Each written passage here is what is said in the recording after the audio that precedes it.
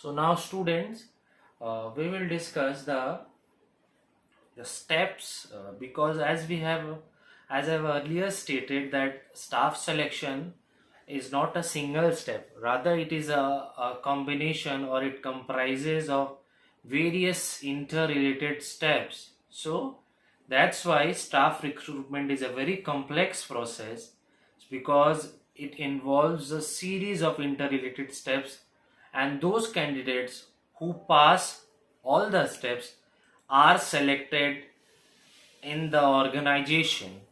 So, first we look there that it consists of a series of interrelated steps, namely, the steps are preliminary screening, application blank, selection test, final interview, group discussion, then medical or physical examination, checking references, final approval, and the last one is the placement. So now we will discuss these steps in detail. That is, first one is preliminary screening.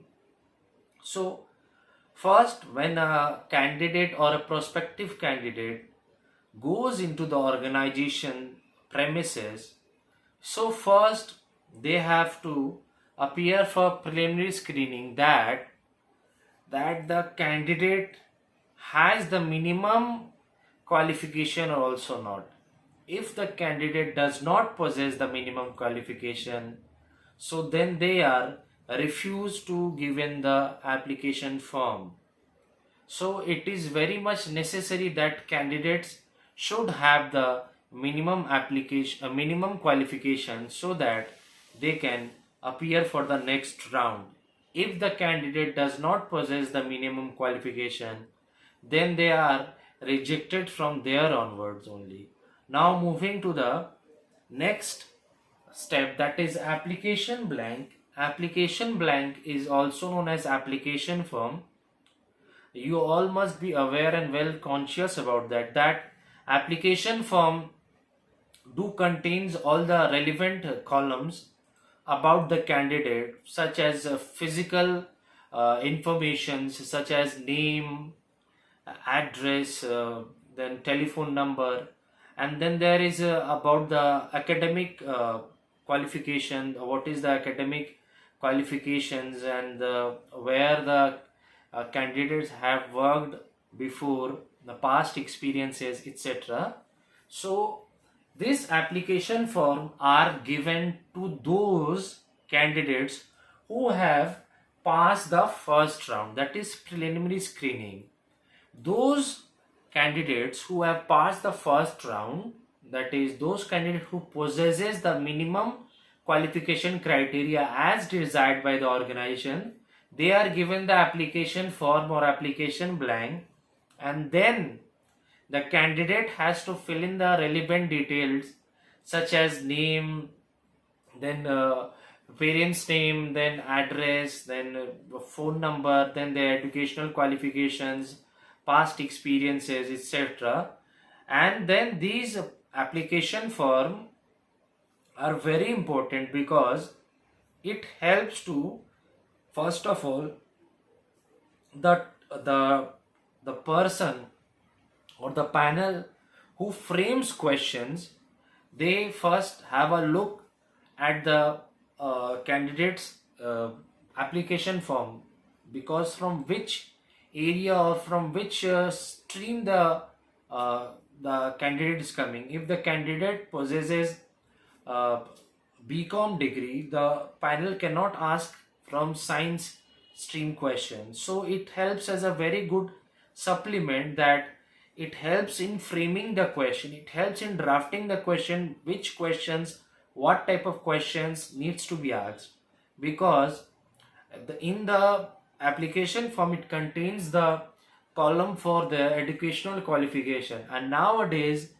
these big organization also puts a lot of effort in framing the questions related to their educational qualification, and these helps in very much streamlining the candidates, where the candidates are coming from which category. Example, maybe from humanities, arts, or science, etc. And therefore it acts as a supplement, and it helps to frame the question. And this application form are also very much useful in serving as a record. It's serving as a future reference so that it can help the organization. So this application form can serve as a very useful tool for storing the information as a database, and can be whenever it is needed, it can be recovered or retrieved from the database. And moving on to the next point, that is selection test. After the company or the organization scrutinizes all the application form, then they shortlist the candidates according to their eligibility criteria which is desirable.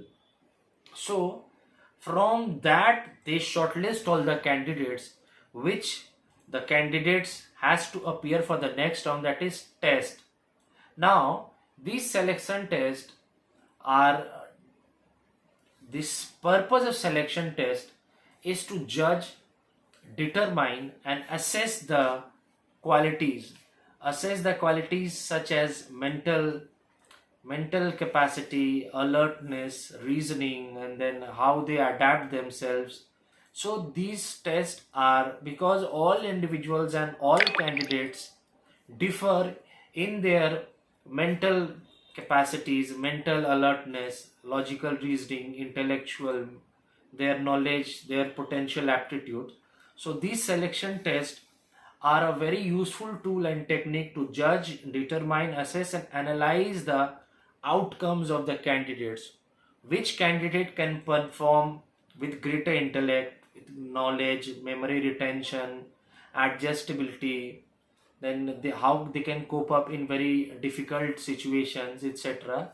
And these tests act as a very good supplement so as to determine which candidates can pass these hurdles. Those candidates which pass these obstacles or hurdles, they are given a green signal to go to the next round.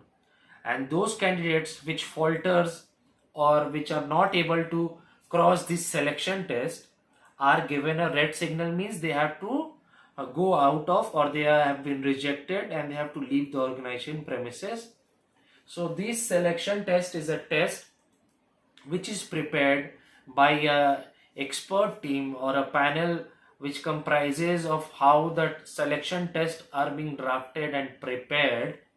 And these tests comprises of the general questions, the general knowledge questions, the current affairs, and related about the professional courses of the candidate, and about all the happenings around the world and in the national events. So those candidates who possess the necessary requisites, necessary information, and those candidates who possess the mental capability of high IQs, intelligent quotient, knowledge, memory, retention, and then how they are able to represent themselves, how they can get good marks. So those candidates are uh, given the green signal or not to appear for the next round. That we will discuss later.